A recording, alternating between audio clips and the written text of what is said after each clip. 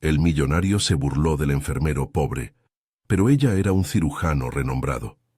La frase quedó suspendida en la sala como una moneda lanzada al agua. Centelleó, cayó y provocó ondas pequeñas que nadie esperaba. Era la última noche de la gala benéfica. Candelabros, copas que tintineaban, rostros que practicaban la sonrisa adecuada. En la mesa central, bajo un foco que parecía pedir aplausos, Maximiliano Alderete dominaba el escenario con la misma soltura con la que otros toman aire. Su voz acariciaba la sala, y al mismo tiempo la cortaba como un escalpelo bien afilado. Habló de hospitales, de modernidad, de eficiencias y de ajustes necesarios. Habló de números, mientras la luz rebota en su reloj de oro. Elena estuvo allí porque había estado en todas las noches posibles.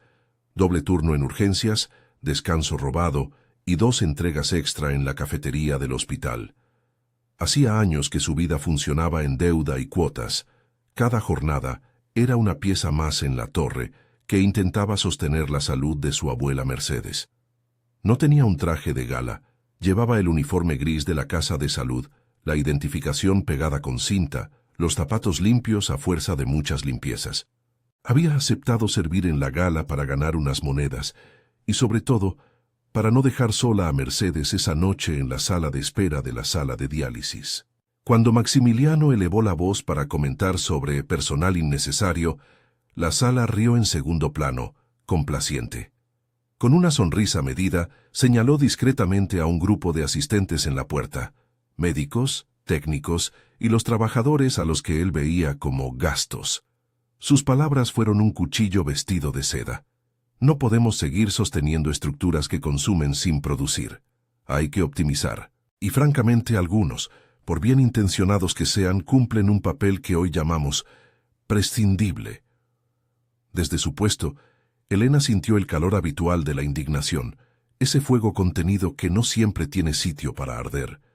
Él habló en español, pero luego con ese gesto de superioridad que le sienta bien a quien tiene poder, añadió una frase en alemán, una burla con forma de idioma, una coletilla venenosa dirigida sin nombre a quienes rondaban las mesas sirviendo canapés. Era una sentencia además de una prueba. Apostaba a que nadie de aquellos a quienes descalificaba lo entendería. Hizo una pausa esperando el rato justo para que la risa circular le respondiera. Elena lo entendió todo. En su cabeza, las palabras del hombre adquirieron texturas. Armutspflege, Nutzlose Helfer, términos que caían como piedras en su orgullo. No era la primera vez que alguien hablaba en otra lengua para excluir. La lengua como barrera había sido siempre arma de doble filo. Podía acallar o delatar. Elena, en cambio, había aprendido a moverse en ambos lados del filo. Había pasado años en aulas universitarias en Berlín. Agujas y bisturíes habían pasado por sus manos con la misma destreza con la que ahora servía café. Había una carpeta con su tesis sobre cirugía vascular, una fotografía con su juramento, un diploma que olía a humo de aulas y a noches en vela. Todo eso reducida a un nombre pegado a un uniforme. Nadie del público esperaba reacción. Maximiliano disfrutaba de ese silencio complaciente. Se acercó a la mesa donde Elena reponía bandejas, pasó la palma por encima de una copa y la dejó sobre la mesa con un golpe ligero para llamar la atención. La cámara de uno de los invitados periodísticos, que no tenía intención de perder la frase mordaz, enfocó su perfil. Sonrió de una manera que olía a amenaza contenida. «¿Y a usted cómo le parece, enfermera?», dijo con una mezcla de burla y condescendencia, elevando la voz lo suficiente para que se oyera. «¿No cree que la eficiencia exige decisiones duras? No podemos seguir subsidiando lo que no produce». La sala exhaló la risa programada. Elena sintió que su pecho se encogía, pero no dejó que la voz le temblara. Sus manos, acostumbradas a sujetar instrumentos y a presionar venas, sostuvieron la bandeja con firmeza.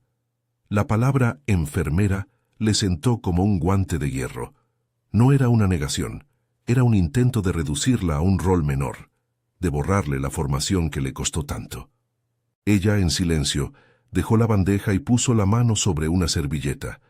La servilleta llevaba impresa la fecha y el logo discreto del hospital. Había memoria en ese papel y también rabia, Respiró hondo y con voz baja pero clara, eligió devolver la palabra en la lengua que él había usado para herir. Geralderete, dijo en un alemán impecable, con el ritmo neutro de quien ha aprendido a no regalar emociones. Usted habla de eficiencia, pero no entiende de humanidad. Se hizo un silencio que se sintió como hielo en la sala. Los que escucharon distinguieron unas notas raras, un gesto de sorpresa, alguno que frunció el ceño. Maximiliano midió la respuesta con un brillo irritado en los ojos. No esperaba que ella supiera el idioma. Su apuesta había sido pública y segura. El plan de ridiculizar dependía del anonimato cultural.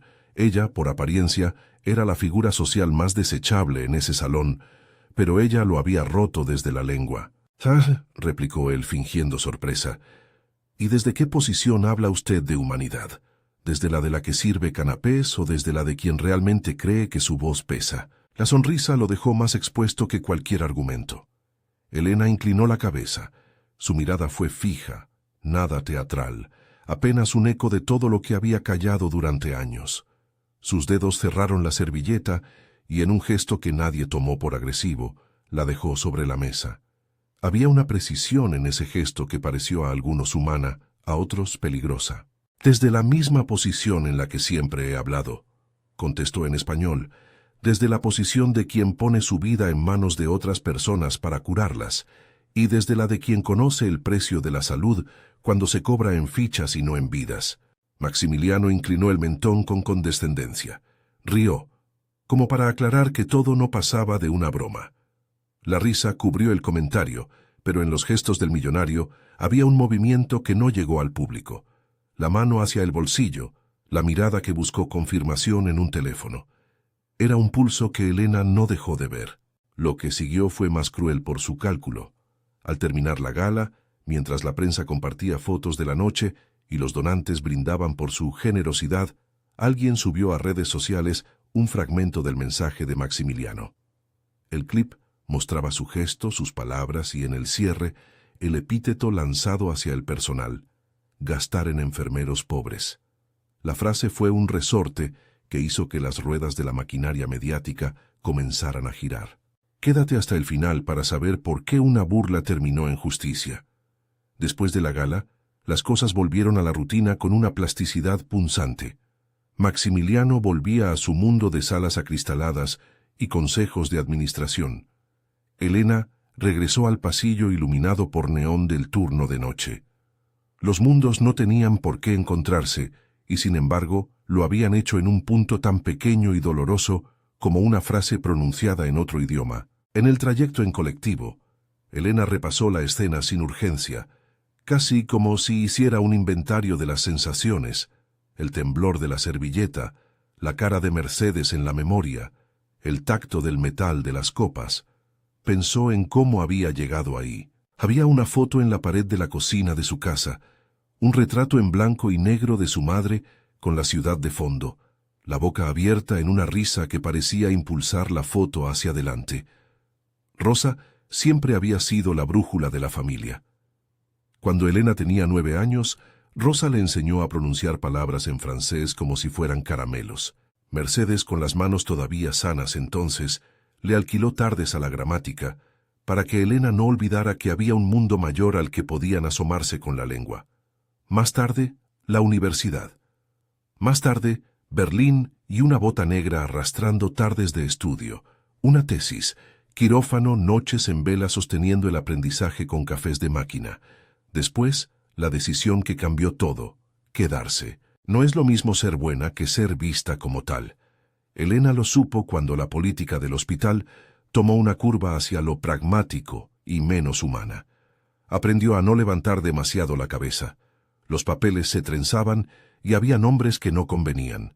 Algunos días, por proteger a su abuela y a la que entonces era su familia, decidió bajar el tono de su presente, dejar de hablar del CV, cambiar el traje por uniforme, cortar el hilo que conectaba su título con su día a día. Fue una elección, y como todas las elecciones dolorosas tenía un precio. Mercedes le había pedido que lo hiciera. «No pongas en riesgo lo que tenemos», le dijo una vez, con una voz que guardaba fuerza pese a la edad. La abuela había atravesado guerras discretas. Era traductora de oficio, una mujer que con los años había convertido la prudencia en una profesión. Guardaba papeles que no entendía, cartas, notas, pequeños objetos envueltos, y en su casa parecía que la historia familiar se doblaba con cuidado en cajas etiquetadas. Elena había seguido la etiqueta más que el impulso, no por cobardía, por una lógica antigua, de supervivencia. La necesidad justificaba la doble vida. Por el día quirófano, por la noche enfermería y cuando hacía falta, bandejas en eventos. No era la única que se movía entre mundos que no se intersectaban. La ciudad estaba llena de personas que en la primera fila sonreían mientras en la retaguardia sostenían vidas que no aparecían en las noticias. Aún así, la burla de Maximiliano despertó algo que había dormido largo tiempo. No era solo la humillación, era la certeza de que esos hombres, con sus voces y sus frases en lenguas extranjeras, creían que el mundo se sostiene por su benevolencia. Creían que podían nombrar y, en el acto de nombrar, destruir.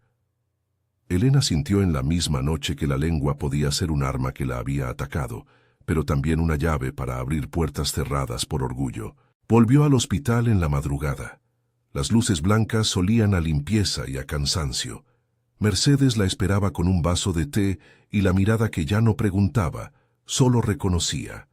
Cuando Elena entró en la pieza, la abuela la miró como quien a veces reconoce un paisaje lejano.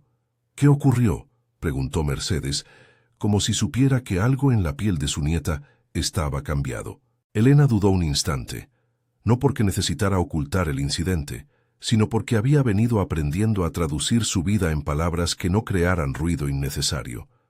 «Un millonario se burló de mí», dijo finalmente. «Creía que yo no entendía cuando habló en alemán. Me nombró enfermera pobre frente a todos». Mercedes apoyó la taza con delicadeza y la acercó con una mano que, aunque frágil, tenía fuerza de ancla. «No te lo mereces», murmuró. «Ni tú ni nadie que sostiene el descanso de la ciudad». Esa noche, mientras Elena desenfundaba la manta para cubrir a Mercedes, sus dedos toparon con una caja pequeña que la abuela mantenía debajo del colchón. No era la primera vez que la buscaba.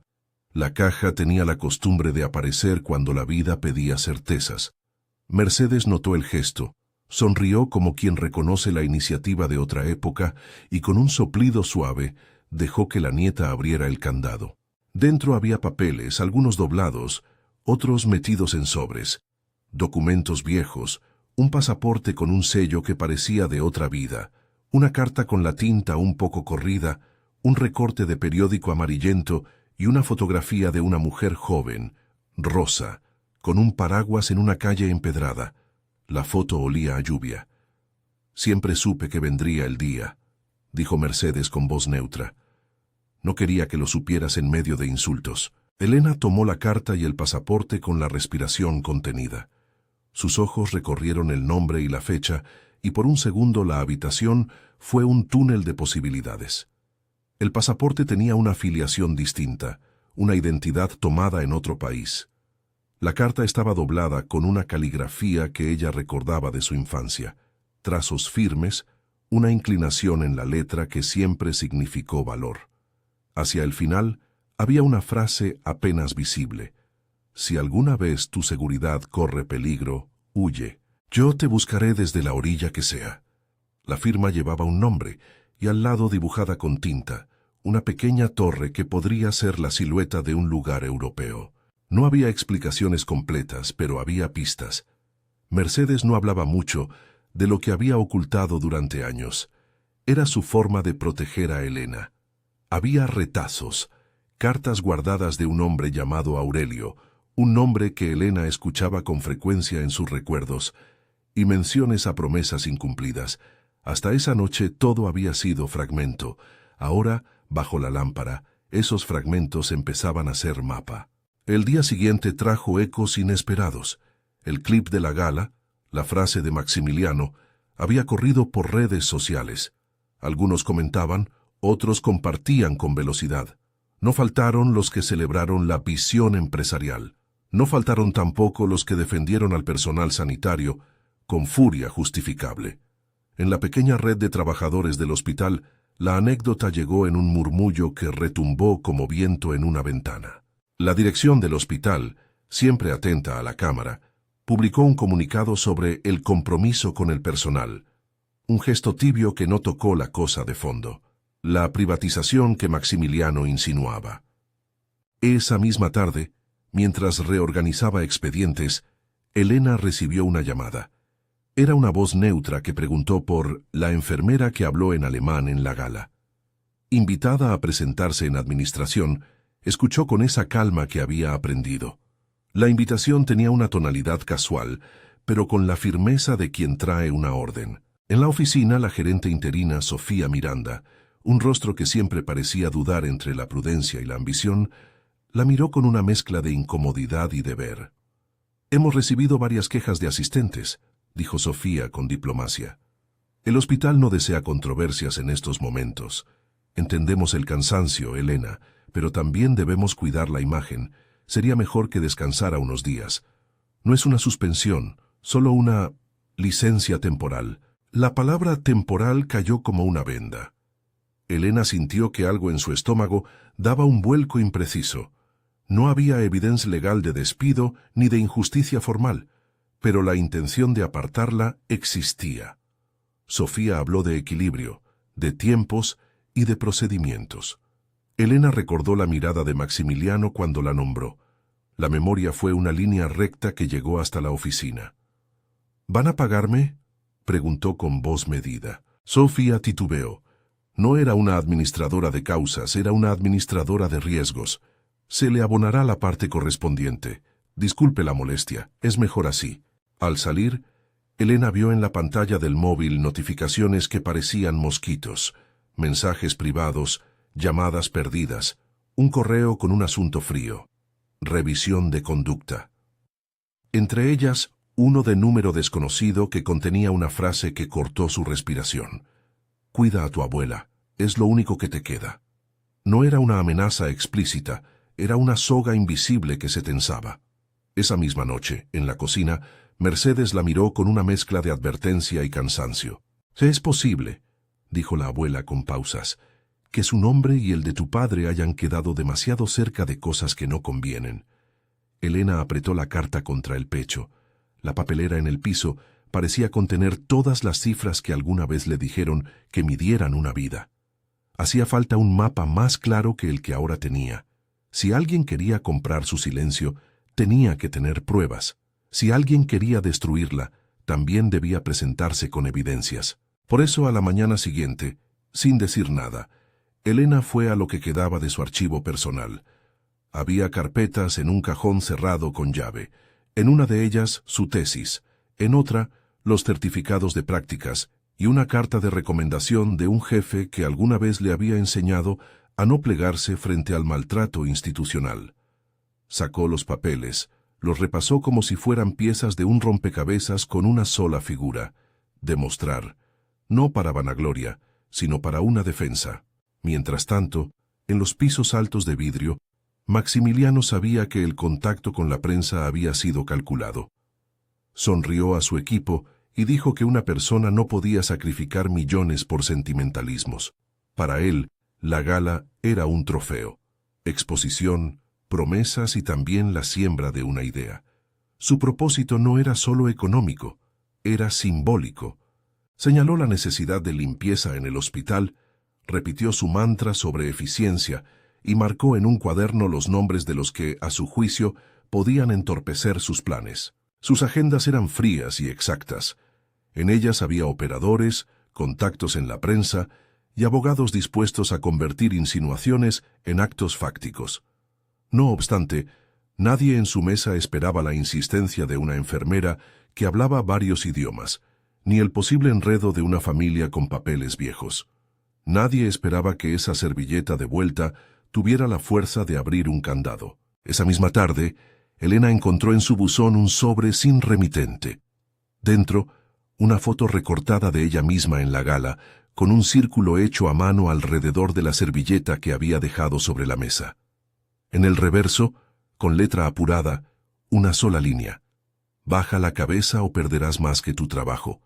La tinta olía a urgencia y a amenaza. La carta tenía además una nota: no te fíes de nadie en la administración. No había mucho margen para ingenuidad. Elena pensó en las cajas de Mercedes, en la carta con la tinta corrida, en el pasaporte y en la foto de París. Si alguien quería destruirla por orgullo o por intención empresarial, debía tener pruebas. Ella, por su parte, también tenía las suyas escondidas en papeles y en memorias: el documento de su título, las fotos de su juramento, el nombre del profesor que podría avalarla, contactos en la Facultad de Berlín. No era solo orgullo lo que la guiaba ahora. Era la necesidad de proteger a su abuela y de darle sentido a la humillación. Esa noche, mientras hacía guardia, alguien dejó 3 palabras en su pantalla: nos reunimos, no hagas ruido. Un mensaje sin número, sin firma, con el tono de quien besuquea un incendio para mantenerlo pequeño. Elena apagó el móvil y miró la ficha de ingreso en la sala de emergencias. Al otro lado, una mujer joven con fiebre, un hombre que no podía respirar. La vida no tenía la decencia de esperar a que los conflictos sociales se resolvieran. Ella levantó la mirada y supo que no podía plegarse al miedo.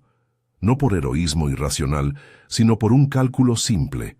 Si cedía ante la extorsión, no solo se borraría su identidad, sino que dejaría a Mercedes sin red de apoyo. A la madrugada, mientras lavaba las manos en el lavabo de la enfermería, Elena sintió en una de las paredes la vibración del teléfono. Un número desconocido marcaba de nuevo. Se permitió no contestar. La prudencia había sido la práctica de su familia. Aprender a no ceder era también una forma de resistencia. Antes de que amaneciera, mientras la ciudad aún dormía con la boca abierta, Elena volvió a la caja pequeña. Abrió el pasaporte una vez más.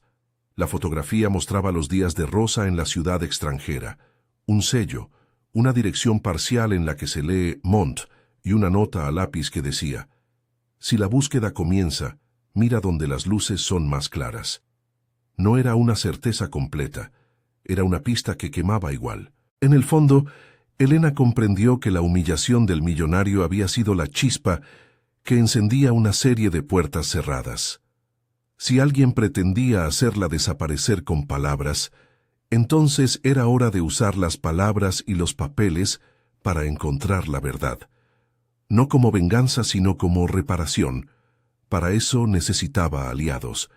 Para eso necesitaba tiempo, pruebas y coraje. El día que la invitación al silencio llegó de un sobre anónimo, ella ya tenía en la mano una lista de personas capaces de creerle: un chef que servía como aliado en la cocina del hospital, un antiguo profesor en Berlín cuyo correo no había cambiado, y en las sombras, una periodista local que había dejado señales en sus artículos: Camila Miranda.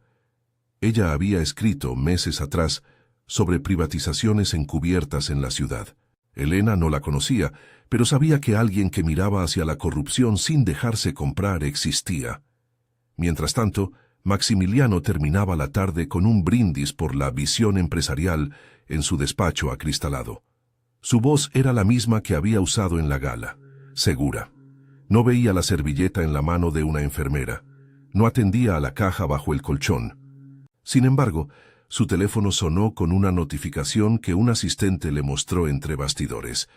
Un reportaje en ciernes, un rumor que hablaba de documentos guardados por una anciana traductora que podría complicar todo. Su boca se tensó. No le gustaba la palabra podría. A partir de esa tarde, los hilos comenzaron a moverse con más intensidad. Mensajes anónimos, llamadas sin remitente, una suspensión temporal que olía a maniobra y un sobre con una foto marcada por un círculo.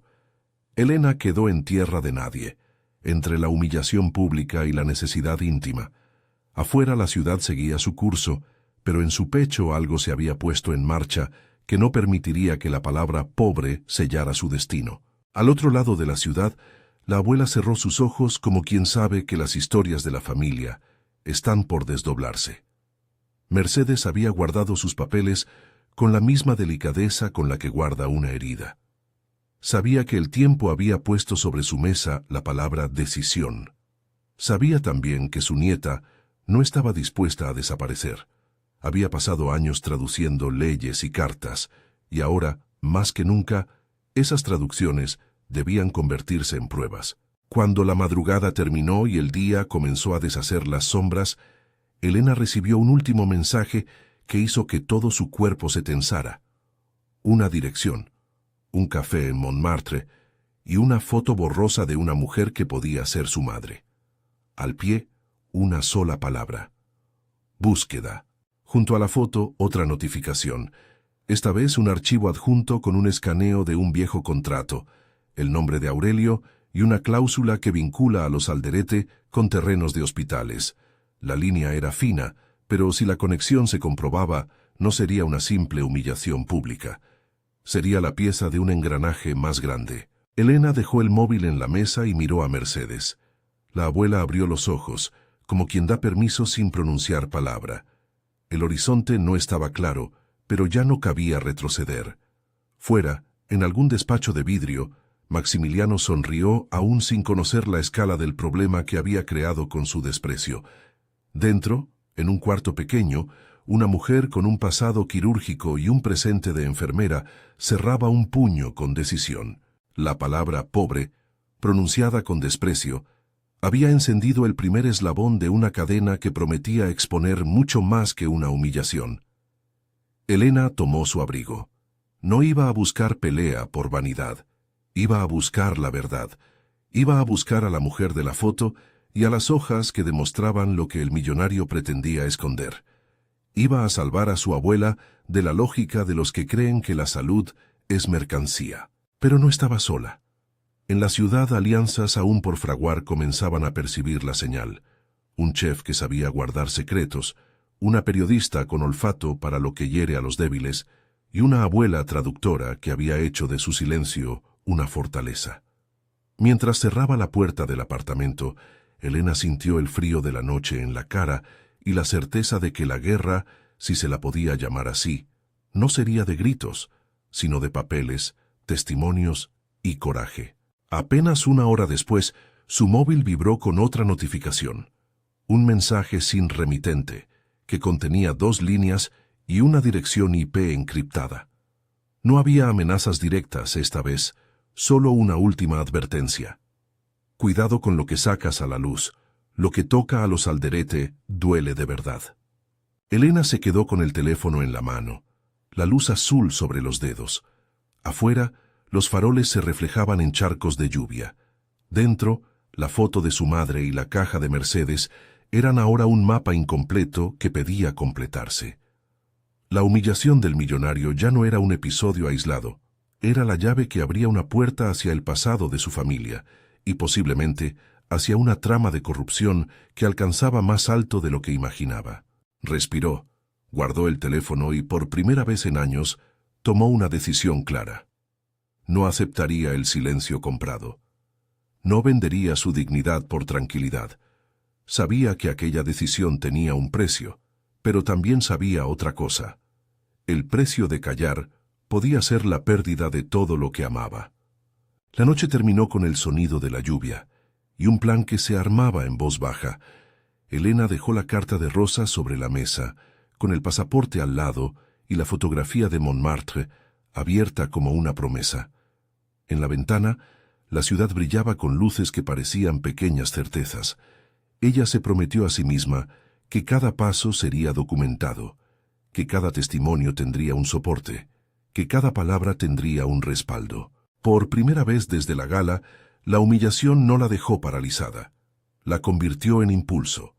En el amanecer, mientras se ponía el uniforme para un turno que estaba lejos de ser mayor, Elena sabía que el enfrentamiento con Maximiliano no sería una batalla de fuerza. Sería una batalla de evidencias, de paciencia y de alianzas, y en algún lugar del continente, una mujer que había sido su madre podría estar esperando una llamada que cambiara todo. Elena cerró la puerta del apartamento con la misma determinación con la que aprendió a cerrar una herida, firme, sin vuelta atrás. No era un movimiento teatral, era un gesto práctico, como los muchos que había aprendido en quirófano. Llevaba la carta de Rosa doblada en el bolsillo interno del abrigo, el pasaporte escondido en la cartera y una lista de nombres escritos en una servilleta: Camila Miranda, profesor Klaus Weber, Augusto Peralta y el número de teléfono de una oficina judicial a la que había tenido acceso una vez por error. Todo era frágil y a la vez suficiente: pistas, aliados y una decisión. La primera parada fue la cocina del hospital donde trabajaba medio turno esa mañana. El timbre del lugar sonaba distinto a la música de la gala. Aquí había camas con respiradores, manos que apretaban las rodillas de un paciente, la rutina de la enfermería que no llevaba reflector. Elena se movió entre sábanas y tubos con la precisión de quien no quiere que la vida espere a ninguna estrategia política. En la sala de descanso, Augusto, que a veces se hacía pasar por auxiliar para cruzar del comedor del hospital a su puesto en la cocina del evento, ya la esperaba con 2 cafés. Augusto había sido su inesperado sostén desde que apareció un día con una caja de pasteles y una mirada que no juzgaba. No era un hombre de palabras largas, prefería las acciones. En la cocina sabía escuchar y guardar secretos. Ahora, al verla entrar, dejó el delantal sobre la mesa y se acercó en silencio, como si entendiera que había que descansar las palabras en una superficie firme. «¿Cómo está Mercedes?», preguntó sin rodeos. «Duerme», respondió Elena. «Está más tranquila desde que miró estas fotos. Tiene miedo, pero más miedo a que le quiten la dignidad». Augusto clavó los ojos en la servilleta con los nombres. Le ofreció un café con la gravedad de quien no pide permiso para tomar partido. «Si alguien te busca problemas por algo que dijo un tipo bocón, lo haremos con método. Tengo un par de cámaras de seguridad que estuvieron en la gala para el equipo del catering. Si quieres, puedo revisar los audios y ver si hay algo más que lo incrimine. Además, conozco a gente en logística. Quizás se grabó algo que la prensa no editó». Elena asintió. La posibilidad de que existieran grabaciones complementarias la calmó un poco, no porque creyera en el poder del material por sí mismo, sino porque las pruebas no se olvidan si se guardan con orden. Augusto le contó que, en la cocina del evento, había notado conversaciones que sonaban a estrategia y a complacencia. Había uno que llevaba el apellido Alderete en la libreta de entradas. «Hay algo más», dijo Augusto y bajó la voz. «Vi a 2 tipos de la seguridad de los Alderete consultando documentos con un hombre de corbata que no era del hospital. No parecían técnicos, parecían operadores. Si me das tiempo, puedo conseguir nombres». La conversación fue rápida y a la vez sólida. Elena no podía permitirse perder tiempo en sentimentalismos. Cada minuto le acercaba o le alejaba de la posibilidad de proteger a Mercedes. Antes de separarse, Augusto deslizó un pequeño dispositivo USB hacia ella. «Por si acaso», dijo, «tiene clips que nadie subió. Lo limpié y lo dejé en orden. No confíes en redes, confía en lo que puedas demostrar bajo juramento». Elena guardó el USB como quien pone una aguja en la manga, con la certeza de que más tarde podría salvar una vida. Su siguiente paso fue buscar a Camila Miranda. Camila recibió el mensaje en menos de 1 hora. El café donde acordaron verse tenía un nombre pretencioso y una terraza que olía a filtro de prensa. Camila llegó con el pelo recogido, gafas que le daban un aire de reportería clásica y una libreta ondeando entre las manos. Había leído el primer clip de la gala y había sentido el filo de la burla, no por inclinación ideológica, sino porque llevaba años cubriendo cómo la riqueza sustituía la moral. «Dime rápido», pidió Camila cuando Elena se sentó. «No me des la versión bonita, dame lo que puedas comprobar». Elena sacó la carta, el pasaporte, la fotografía de Montmartre y el USB de Augusto. Camila los miró con la cara que adquiere un investigador cuando encuentra una pista con forma de hilo. «¿Esto lo trajo Mercedes o usted?», preguntó. «Mercedes lo guardó», contestó Elena. «No lo necesita para vivir, lo guardó para que yo supiera. Por favor, no lo manejes hasta que lo autentiquemos». Camila respetó la petición y, sin embargo, la mirada se le abrió a posibilidades. Sacó su teléfono y marcó un número breve. «Tengo algo. Quiero que lo verifiquen. Si es auténtico, vamos a publicarlo de forma que la fiscalía no pueda mirar hacia otro lado».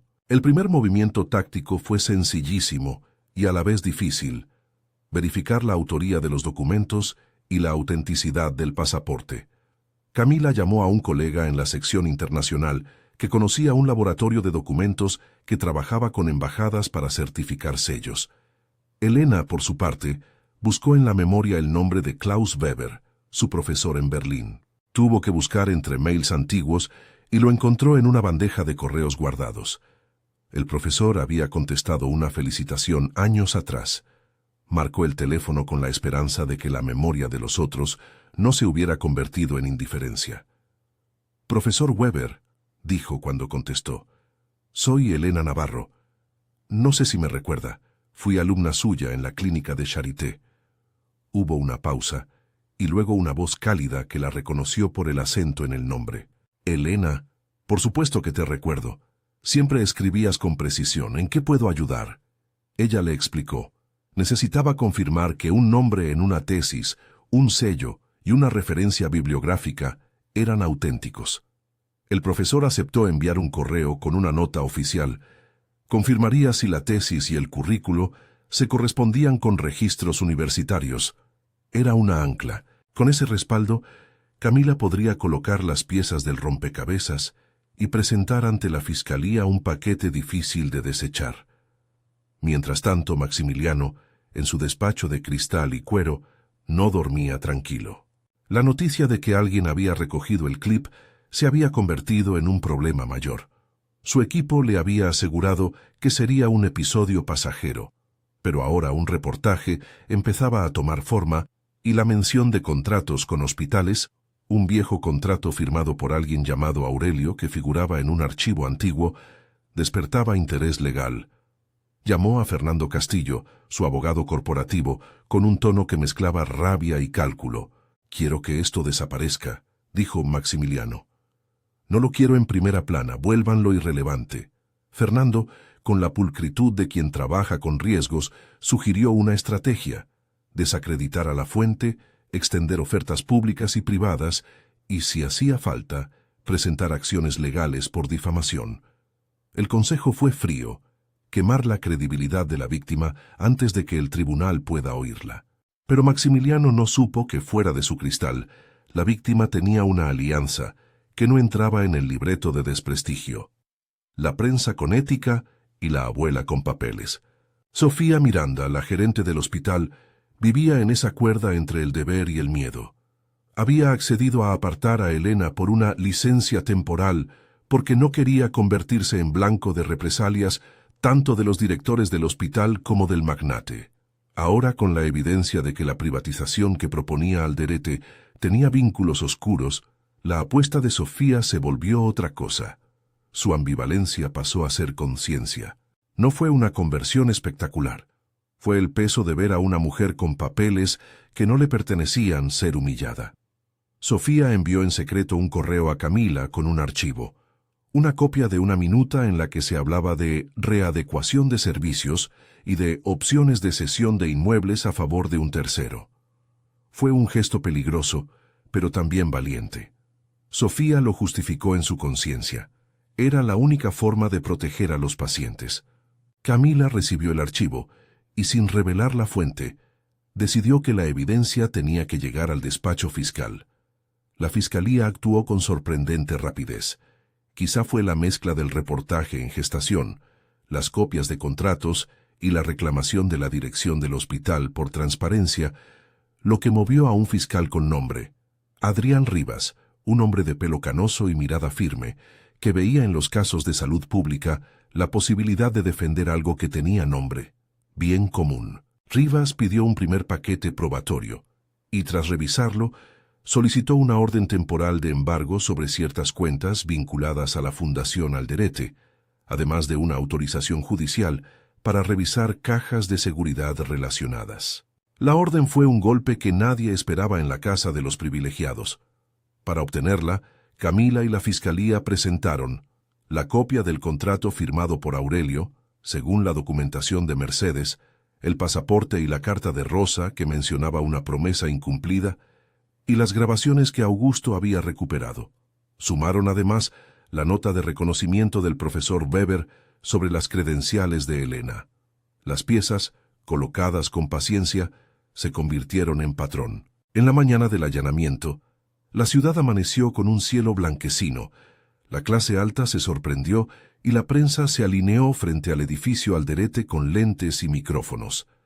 La escena que se vivió tenía la frialdad de un procedimiento televisivo y la tensión de una operación que podía cambiar trayectorias. Agentes con órdenes, fiscales con carpetas y una sala de juntas de cristal a punto de perder su secreto. Maximiliano, al ver a los fiscales, intentó una última maniobra de control. Ordenó a un secretario que llevara a un servidor externo donde, dijo con arrogancia, había archivos administrativos. Nadie le creyó. La orden judicial era clara. En el interior de la caja de seguridad número 14 del Banco del Polo Norte, un nombre equívoco para una sucursal elegante, había una carpeta que nadie esperó. Sobres con cláusulas, un acta de cesión con sello y un sobre dirigido con una letra conocida. Dentro, las piezas que Mercedes había guardado se entremezclaban con otra evidencia más cruda. Correos electrónicos entre ejecutivos de la Fundación Alderete y directivos de empresas inmobiliarias que hablaban, sin eufemismos, de eliminar resistencias y asegurar terrenos por cualquier medio. Había además un audio corto en el que se escuchaba la voz de Rodrigo, el hijo, decir en un arranque que sonaba a amenaza: «Si ella abre la boca, no quedará lugar donde esconderse». Los policías extendieron el operativo. Se hallaron grabaciones donde Maximiliano, en tono que no buscaba disimulo, explicaba a un interlocutor los pasos para neutralizar a un grupo de trabajadores que se oponían. No era un discurso legal, era una conversación que se le escapa a los poderosos cuando creen que detrás de ellos no hay ojos. Las grabaciones no resolvían todo por sí mismas, pero eran suficientes para pedir detenciones preventivas por riesgo de entorpecimiento de la investigación. Rodrigo se mostró iracundo y en un gesto torpe intentó eliminar un disco duro. La policía lo detuvo en el acto. La detención de Rodrigo y el aseguramiento de documentos generaron un efecto dominó. En los murales digitales de la ciudad y en los programas de la tarde, el tema dejó de ser un chisme para convertirse en un caso. Camila, que había decidido mantener el reportaje bajo una regla, publicar solo lo que fuera verificable, vio su bandeja de entrada explotar con llamadas de testigos dispuestos a colaborar. El perfil del conflicto cambió. Ya no era solo la humillación de una enfermera. Era una trama donde contratos, terrenos y amenazas formaban un tejido que alcanzaba lo institucional. Maximiliano se declaró en silencio público. Tribunales exigieron su comparecencia y su abogado, Fernando Castillo, intentó minimizar diciendo que todo era malinterpretación. Pero las prisas tenían contraargumentos.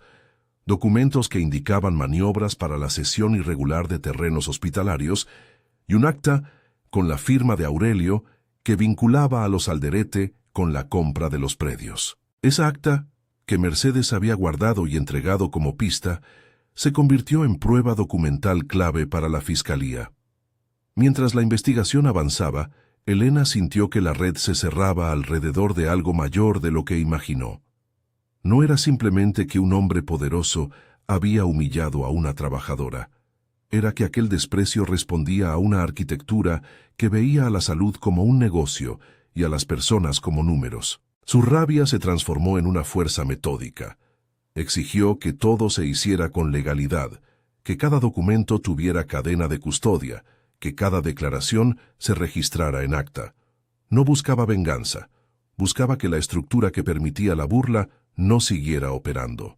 En una sesión que fue una mezcla de burocracia y teatro, Elena compareció ante el fiscal para declarar. Estuvo calmada, con la voz sostenida por la práctica de la verdad.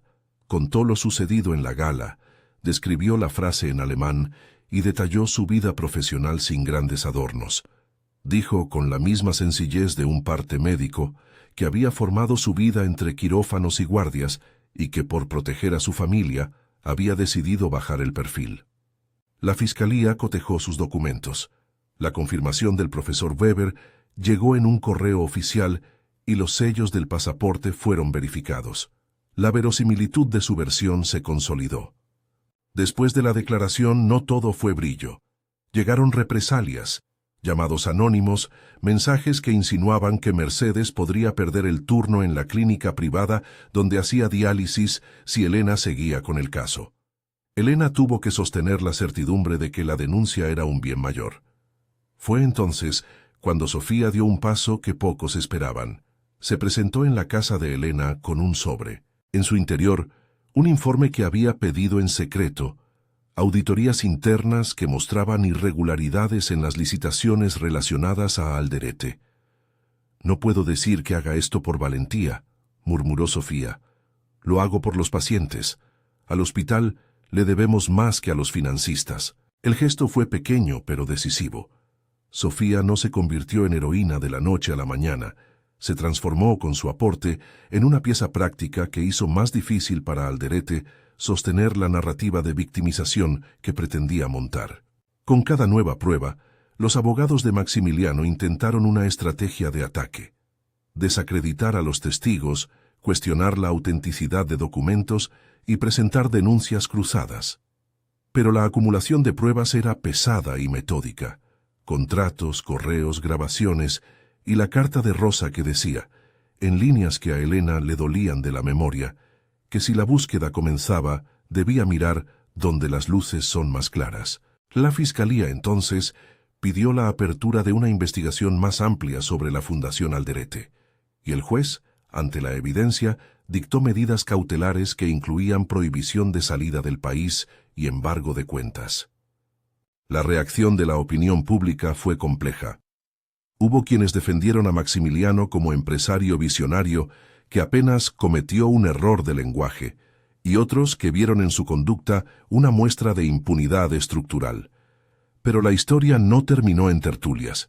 La prensa sacó a la luz las vidas detrás de los recortes propuestos. Pacientes que perdían turnos, enfermeros con sueldos estancados, doctores que ya no podían sostener guardias. La narrativa se desplazó. Ya no era únicamente la humillación en la gala, sino el impacto tangible de las políticas que se proponían. En medio de ese movimiento, Elena recibió un sobre con una fotografía. Era la misma mujer de Montmartre. Esta vez la dirección era clara: un pequeño café llamado Le Refuge de Sam, justo en una calle donde los adoquines guardaban charcos como espejos. No fue fácil decidir partir. Tenía a Mercedes, tenía demandas del hospital y una fiscalía que la necesitaba para declarar. Pero había algo en la idea de no posponer el encuentro con su madre que la movió a actuar. Organizó el viaje con la discreción de quien no quiere que los focos la sigan. Llevó su pasaporte, copias de todo y la compañía moral de Augusto, que insistió en acompañarla hasta el último momento. El trayecto a París fue una sucesión de pequeñas pruebas, revisiones, llamadas y el vértigo de pensar que un encuentro podía ser catártico o devastador. Al bajar del metro en Montmartre, un olor a pan recién hecho y a café la envolvió como un recuerdo. La ciudad parecía tener paciencia. Elena caminó con la foto en la mano, como un mapa que había aprendido a leer. El café era pequeño, de mesas escritas con nombres de escritores, y en el fondo, una mujer mayor miraba por la ventana. Tenía la espalda encorvada por los años y la mirada de alguien que conoce la lluvia. Rosa no fue una sorpresa dramática, fue un reconocimiento que atravesó a Elena como un corte limpio. Las dos se miraron sin prisa, y la mujer de la foto alzó la mano como para rozar el borde de una sombra. Elena se acercó, habló en francés los primeros saludos, y luego, con la lengua que ambas compartían desde la infancia, se vino abajo todo lo que habían guardado. «Mamá», dijo Elena sin rodeos. Rosa cerró los ojos y, cuando los abrió, parecía que había acudido a una decisión largamente tomada. «Mi niña», murmuró, «te he observado desde lejos. Te protegí como pude». Lo que vino después fue una conversación que no cabía en los silencios de cartas ni en las pistas dejadas en pasaportes. Rosa contó que había tomado la decisión de marcharse años atrás porque se había sentido en peligro por razones que ahora, con los documentos que Elena llevaba, comenzaban a hacerse visibles. Tuvo que cambiar de identidad para sobrevivir. Su elección había sido dolorosa, pero calculada: alejarse para que nadie pudiera usarla como ficha. Nunca imaginó que su hija tendría que pagar el precio de su ausencia. Rosa mostró en su teléfono mensajes viejos, pruebas de que había intentado comunicarse en secreto con Mercedes, sin comprometer a su familia. El encuentro fue una reconciliación que no borró los años perdidos, pero los transformó en proyecto. Rosa dijo que estaba dispuesta a colaborar con la investigación, que había guardado documentos por si el día llegaba, y que sus razones tuvieron que ver con proteger a la familia de pactos que ella no quiso formar. Elena, con la voz quebrada y la serenidad de quien ha pasado por quirófanos, le dijo: «No vine a juzgar, vine a encontrar». Rosa respondió con un abrazo que no tenía prisa. Mientras tanto, el operativo judicial que había sacudido a la Fundación Alderete continuaba su ruta. La prensa mostró audios, contratos y el rostro de un magnate que no supo esconderse de las pruebas.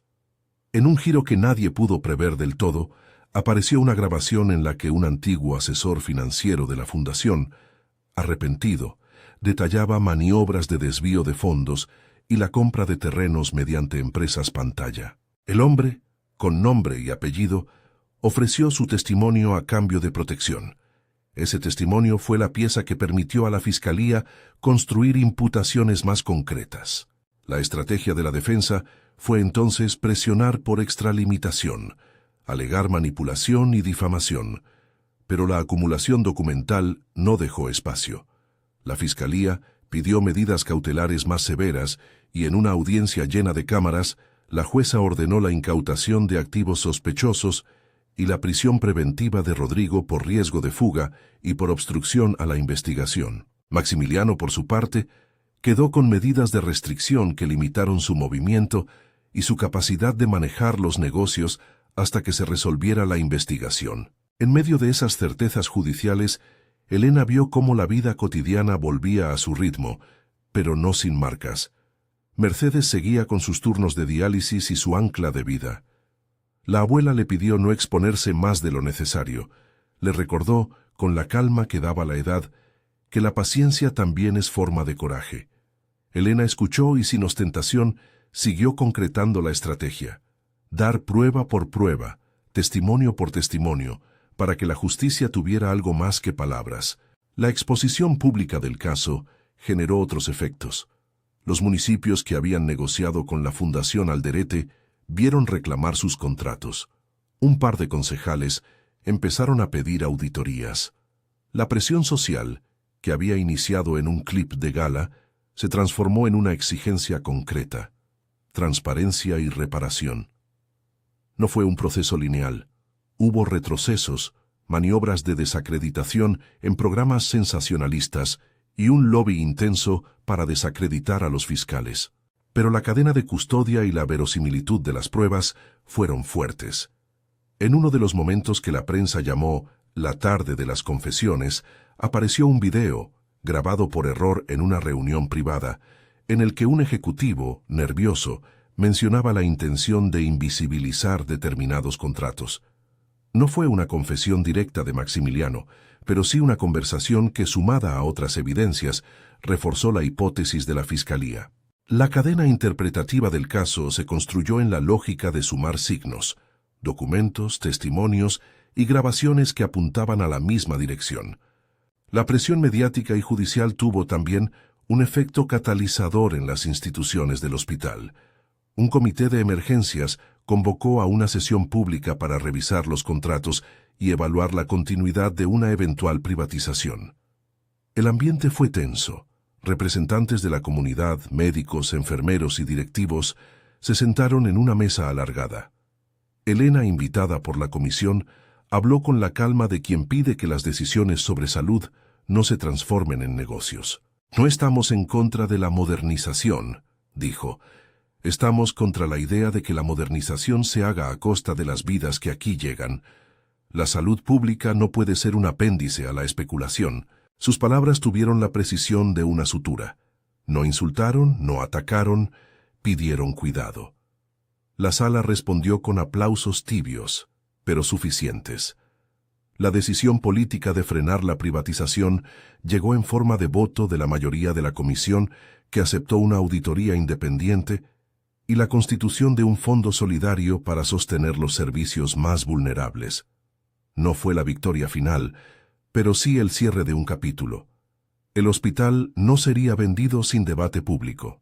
Elena regresó a Madrid, o más bien volvió a su ciudad, con la sensación de que la batalla había cambiado de fase. No era la furia de la confrontación, era el trabajo paciente de la reconstrucción.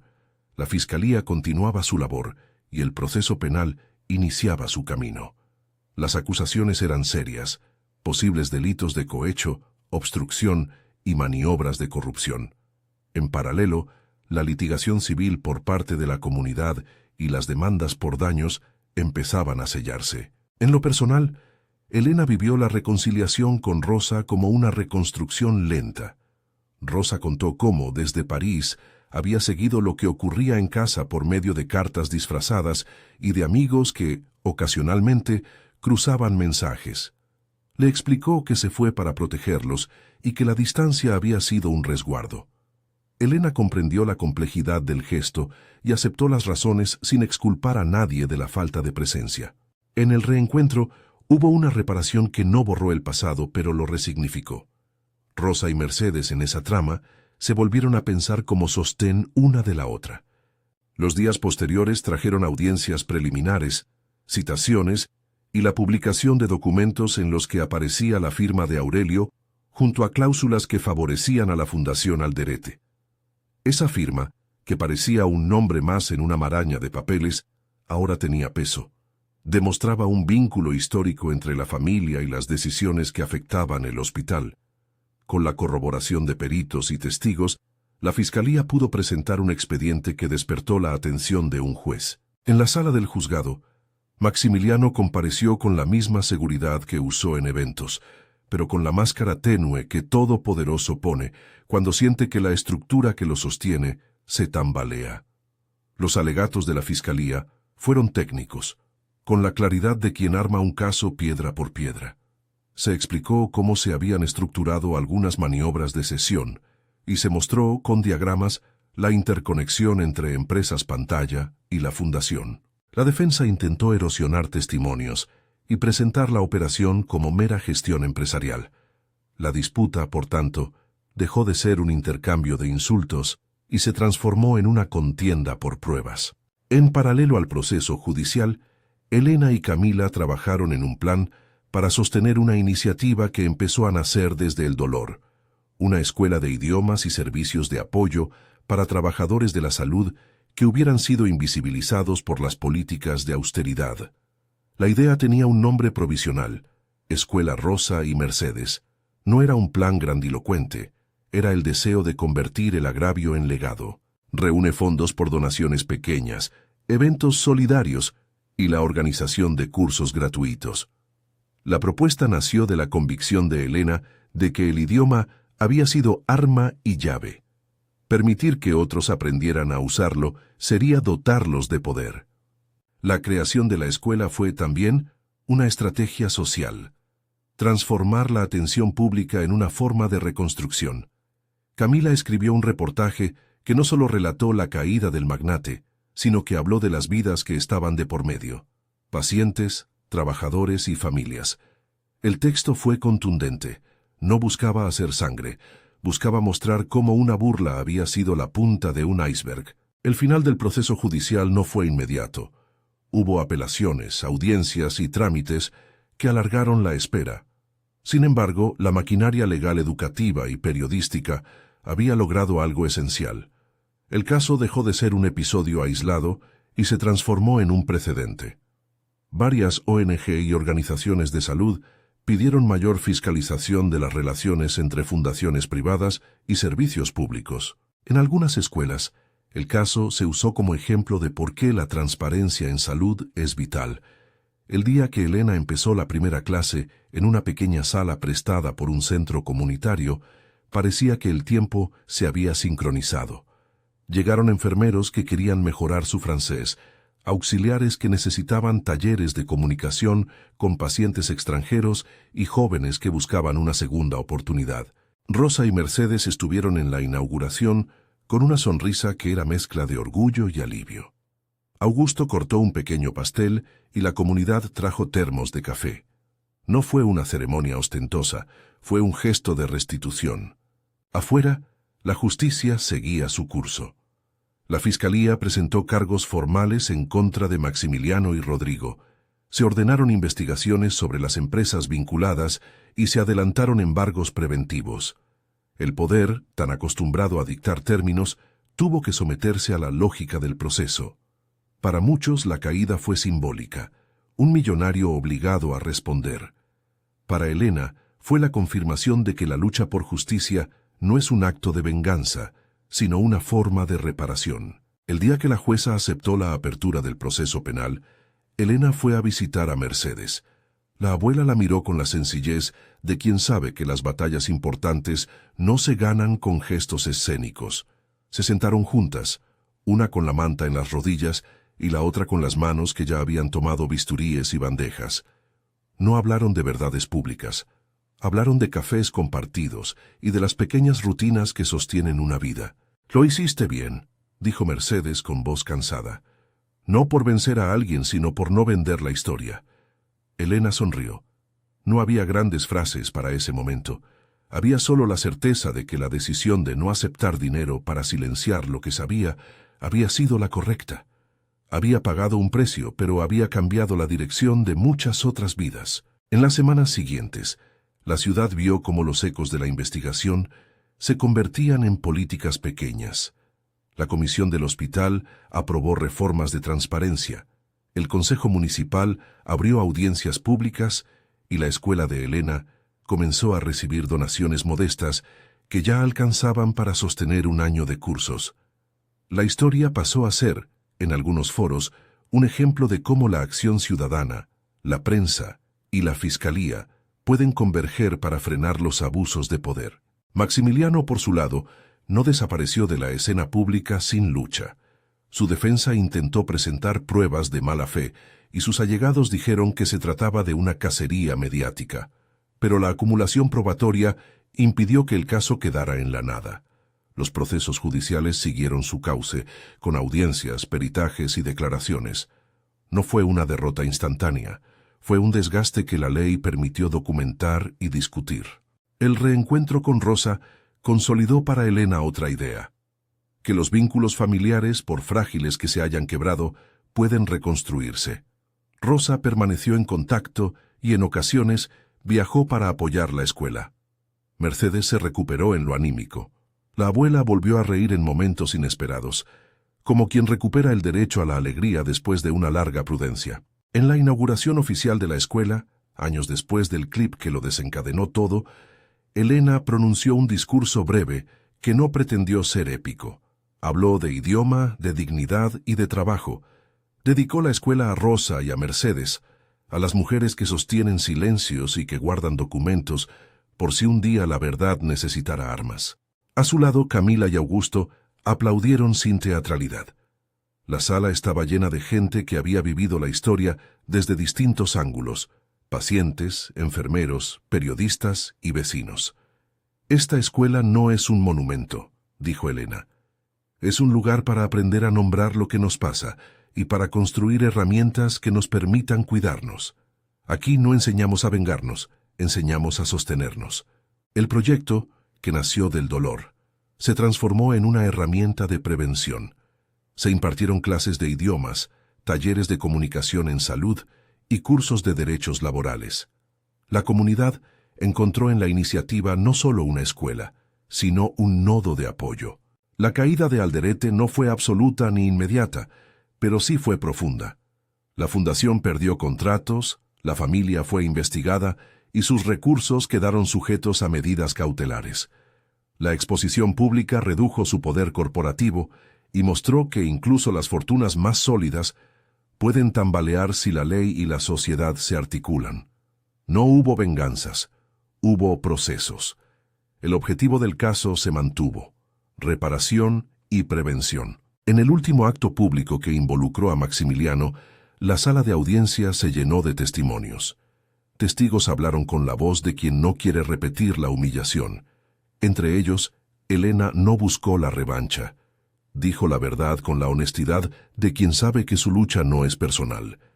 Es por las vidas que dependen de que la salud no se comercialice hasta dejar de ser un derecho. Meses después, cuando las aguas estuvieron menos turbulentas, Elena tomó un día libre. Fue a la escuela, se sentó en una mesa de atrás y escuchó a una alumna leer en alemán con la misma precisión que ella usó para contestar a Maximiliano aquella noche. La chica hablaba con nerviosismo y esperanza. En la sala había una mezcla de acentos y edades. Elena sonrió. Había transformado la humillación en llave. La lengua que la había expuesto se convirtió en instrumento de empoderamiento. En la madrugada de aquel día, recibió un mensaje de Camila. El reportaje que habían publicado para sostener la investigación había sido premiado por una asociación que valoraba el periodismo de investigación. No lo celebraron con estridencia, lo tomaron como una señal de que la verdad, cuando se cuida, puede convertir un hecho miserable en una oportunidad de cambio. El cierre no fue una escena de justicia poética con finales rotundos. Fue, en cambio, el reconocimiento de que las instituciones pueden reparar cuando la sociedad insiste en ellas. La historia mostró que la burla de un millonario a un enfermero pobre tenía detrás asuntos mucho más graves, decisiones que afectan la vida de cientos. Mostró también que la palabra pobre puede ser una arma y una forma de borrar, que la ciencia, la lengua y la memoria pueden rescatar a quienes fueron reducidos a epítetos. Elena no recuperó todos los años perdidos, no borró las noches de angustia ni las dudas, pero encontró a su madre, restituyó la dignidad de su abuela y puso en marcha un proyecto que prometía cambiar vidas. Supo también que la justicia tardaría, pero que la suma de pruebas y testigos alcanzaría para construir un caso sólido. En una carta dirigida a las personas que apoyaban la escuela, Elena escribió, con la voz serena de quien ha vivido la trama por dentro, que no buscaba celebraciones, sino cuidado, que la gratuidad del aprendizaje y la defensa de la salud pública eran la mejor respuesta a la pretensión de algunos de convertir la vida en mercancía. El millonario que se burló del enfermero pobre no desapareció sin consecuencias. En los papeles de los juzgados quedó su nombre ligado a investigaciones. Por su parte, Elena, la mujer que supo hacer de la lengua una llave, continuó enseñando, abogando y cuidando. Su decisión de no aceptar el silencio comprado se convirtió en la chispa que permitió abrir cajas, leer cartas y, finalmente, encontrar una madre. El episodio terminó en lo público, con la sensación de que algo había cambiado. Las instituciones miraron con más cuidado las relaciones entre fundaciones y hospitales. La opinión pública entendió que una frase en una gala puede esconder una trama. En lo íntimo, Elena volvió a su casa donde Mercedes, con la mirada tranquila, tejía una bufanda. Rosa llamó desde París para preguntar por la escuela y para contar que había vuelto a caminar por las calles con la certeza de que la familia no había desaparecido por olvido, sino por protección. En la noche en que, por primera vez después de mucho, Elena durmió sin sobresaltos, recordó la servilleta que había dejado sobre la mesa en la gala. Ese gesto pequeño y aparentemente inocuo había sido, de algún modo, el primer latido de todo lo que vino después. Había sido la prueba de que la dignidad no se vende y que las palabras, cuando se usan con cuidado, pueden desmontar la soberbia. Si alguien preguntara qué cambió, Elena diría que no fue un único acto heroico, sino la suma de muchos: el testimonio de una abuela, la decisión de una periodista, la ética de un fiscal y la cooperación de personas corrientes. Esa suma, más que cualquier sentencia, fue la que permitió reponer aquello que la humillación intentó arrebatar. Y la escuela, con su aula pequeña y su gran nombre simbólico, siguió enseñando idiomas y reparando historias. Un día, mientras caminaba por el pasillo y escuchaba voces que aprendían a pronunciar palabras que les abrirían puertas, Elena sintió que la ciudad, por lo menos en ese rincón, respiraba un poco mejor. Si esta historia te conmovió, suscríbete y apoya la iniciativa de la Escuela Rosa y Mercedes. En la descripción encontrarás cómo colaborar para que más personas puedan aprender a nombrar su dignidad.